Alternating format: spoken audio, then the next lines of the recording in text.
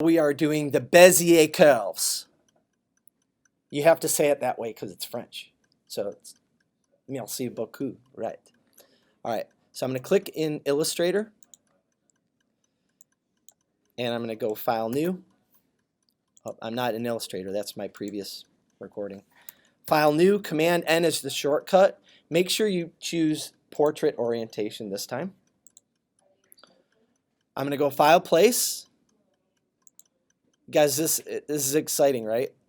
I'm going to go Pen Tool 2, and I'm going to click that in the corner, and that fits a lot better than it did the first time. I'm going to double click Layer 1, click on Template, say OK. I'm going to click here to make a new layer. You can also do it from this menu here. All right, so a new layer, I say OK. Now I can draw upon this layer. You can start with the star. The star is too easy. I'm not even going to do the star. Let's do the circle. So I have the pen tool. What I want to do is not start drawing with the white fill. Why?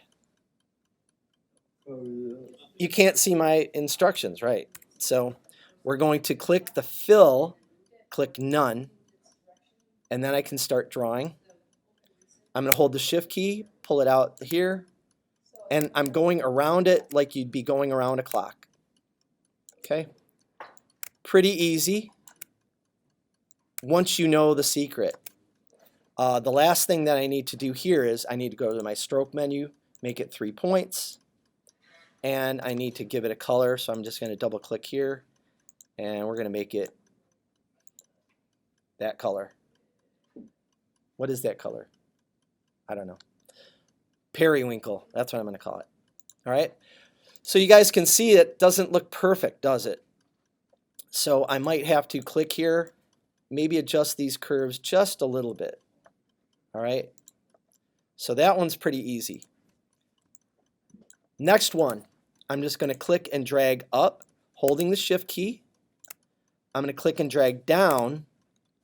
See where that Bezier matches? Now I'm going to click to the next node and pull up, and the next node and pull down.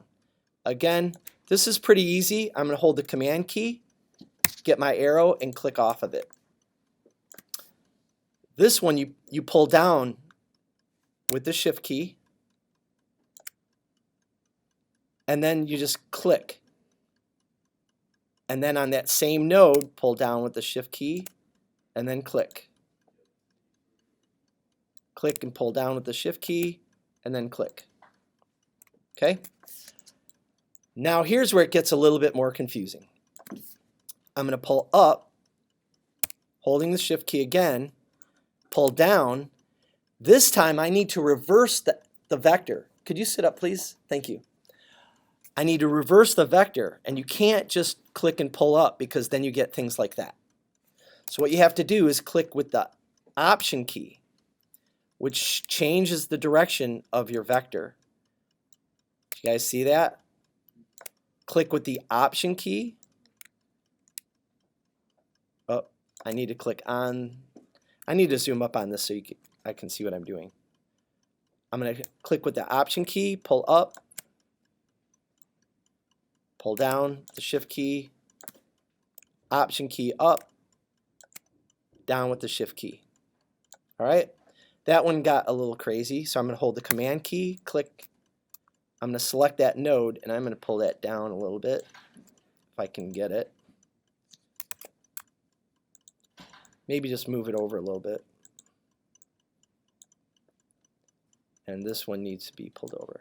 All right, try to get as accurate as you can, but don't stress too much. This one's pretty easy. I'm going to pull up, pull down.